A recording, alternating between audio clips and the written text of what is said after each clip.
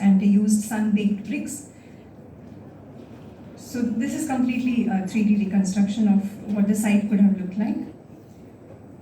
So the next site is called Antiocheta at Kragum. It is on top of this mountain called Kragos mountain, again in Turkey.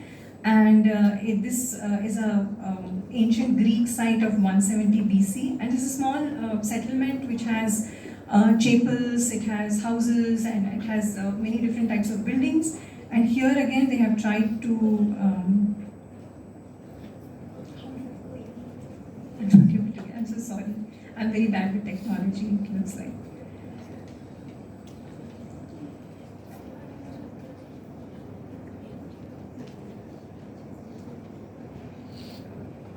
Yeah. So this is a 3D reconstruction of that site. So many universities in UK and US have started doing this, and one of the best things that happened was, so these are excavations pre-COVID, and they had excellent 3D models and simulations of this. And for those 2 years when students could not go to field school and learn field archaeology, they were able to help them to learn field archaeology through these examples. And nowadays they've even started doing 3D excavation, like you have virtual autopsies, there is virtual excavations as well. So the next, the last example from outside India is like you have human remains. We also have human remains coming from almost 7-8 million years ago. And I'm taking this time period specifically because this is when molecular biology tells us that this is the time period when chimpanzees split from humans and they went on their separate human lineages. So these 4 characters here are the most possible contenders for that particular species that could have been the one that split off from the chimpanzees, and chimpanzees became our closest relatives, sharing 98% of our DNA. And so the remains of these 4 have been found in Africa, which is called the cradle of humankind. And I'm going to talk about the one on the far left, Sahelanthropus gerensis. So most of the human ancestral fossils, they are not complete. We either find only the cranium or very few postcranial remains, and they are very badly damaged. So this particular species is called Sahelanthropus gerensis. It was found in Chad in Africa, and it existed somewhere between 7 and 6 million years ago. We have dated the site, and so the main skeletal element is just the cranium. This is the deposit of the site, so the place from where it was found, and this is a possible reconstruction of what Sahelanthropus could have looked like.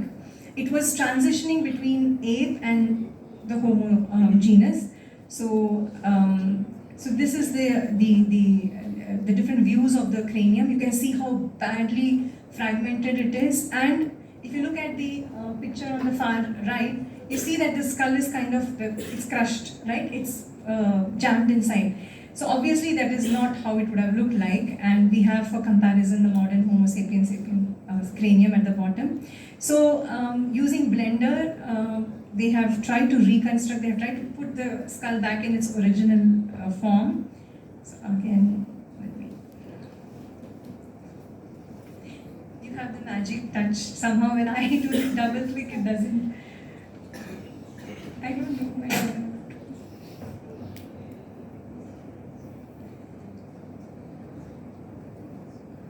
This one refuses to play.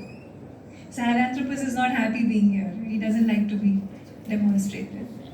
So anyway, this video is there on YouTube where you can see how they have kind of removed the distortions in the cranium, and they bring it back to the original form. There is no play button anywhere. Okay. Oh, now it's playing. I can see the thing. It's a very short video.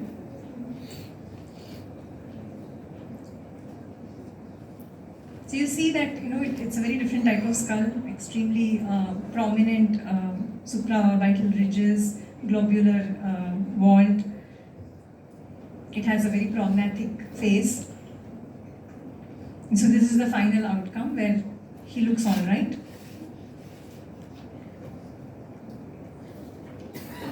Okay.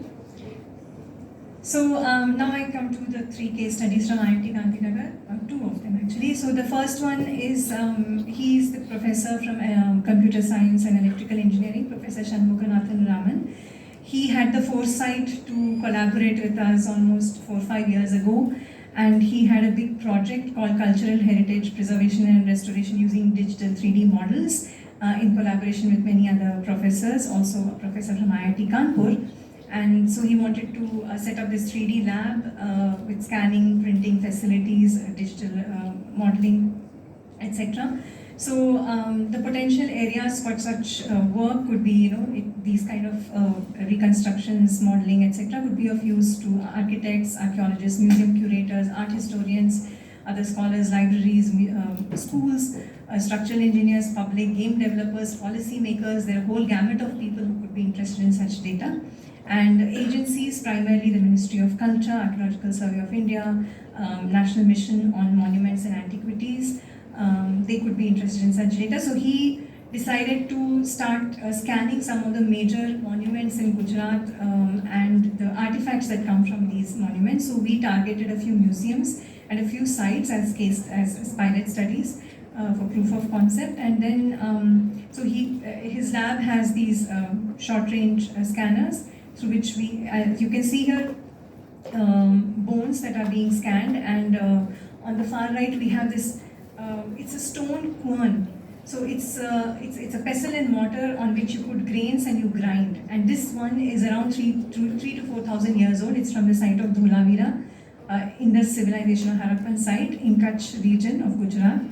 And then we also scanned a lot of artifacts from the site of Lothal, Dholavira, and we also wanted to try Eldi Museum in Ahmedabad, but because of COVID we couldn't do it. So here are some 4 examples of Harappan civilization artifacts. This is a terracotta, a small toy made of terracotta. It's a bull. And then we have this pottery which is called a perforated jar, and it's very unique to our civilization here. And most probably the Harappans used it to make cheese or paneer. That's one of the probabilities. Then we have a very important thing called Harappan seal here. These were little stamps which were probably used in trading. And then on the far right you have the inner part of a shell called Turbinella pyra. I'm sure you all know it's called the conch shell. And you make, Bengalis use it to blow, and they for religious purposes. So the Harappans used it to make shell objects and shell bangles. And across sites, you will find the entire stage of manufacturing of these shell objects, and you'll find waste products like this, the inner part of the shell, which is not useful.